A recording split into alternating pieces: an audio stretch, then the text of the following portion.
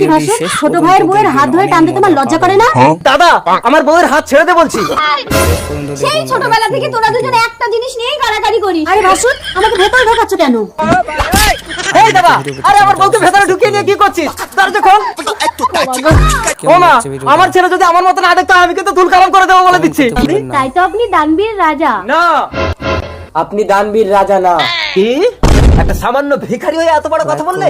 আজ আমি আমার সন্তানের খুশিতে তুমি যা চাইবে আমি তাই দেবো। আমাকে দান করার মতো সামর্থ্য আপনার নেই। চলি। দাও। রুকো যারা। এই আমার নবজাত সন্তান স্পর্শ করে কথা দিচ্ছি, তুমি যা চাইবে আমি তাই দেবো ভিখারি। এত বড় প্রতিজ্ঞা, দেখি আপনি কেমন দানবীর রাজা। আপনার সন্তান সম্ভবা স্ত্রীকে আমি চাই।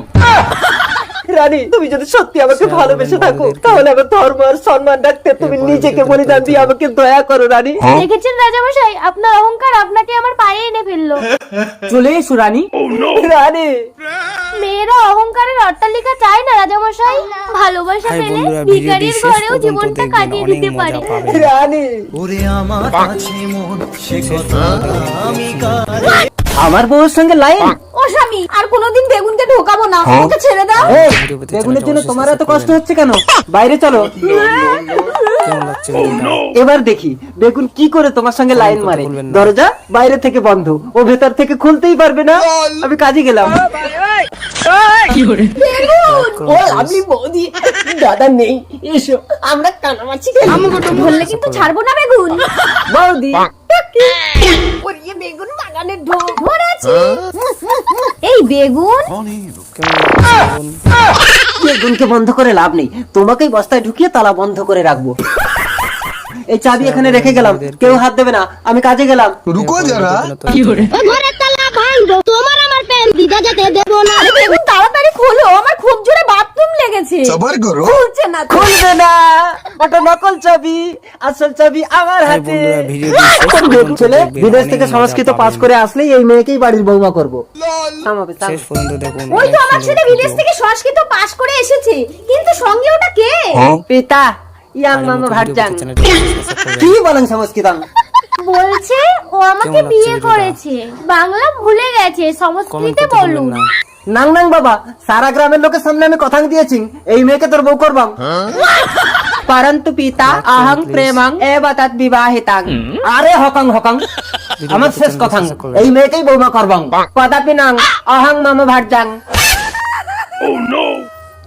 কাঁদে না শোনা, ছেলে না বিয়ে করে, আমি বিয়ে করব তোমাকে। এ মাসে ক্লিয়ার হয়েছে? সবসময় আমাকে কেন বলেন, আমার স্বামীকে বলতে পারেন না?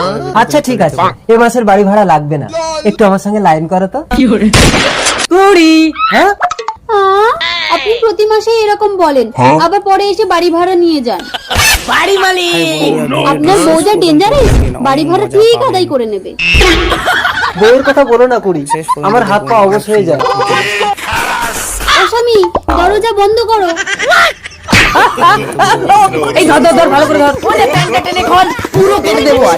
কাটিস নে, কাটিস নে। কি হয়েছে দাদা, কি হয়েছে? কি হয়েছে বাড়ি মালিক দাদা? আমি স্বপ্নে একটু এর কাছে গেছিলাম, এ আমার পুরো কেটে নিয়েছে। বিদেশ থেকে ফিরলে দেশে। এ কি ভাসুর, ছোট ভাইয়ের বউয়ের হাত ধরে টানতে তোমার লজ্জা করে না? দাদা, আমার বউয়ের হাত ছেড়ে দে বলছি। সেই ছোটবেলা থেকে তোরা দুজনে একটা জিনিস নিয়েই গালাগালি করিস। আরে ভাসুর, আমাকে ভেতরে ঢোকাচ্ছ কেন?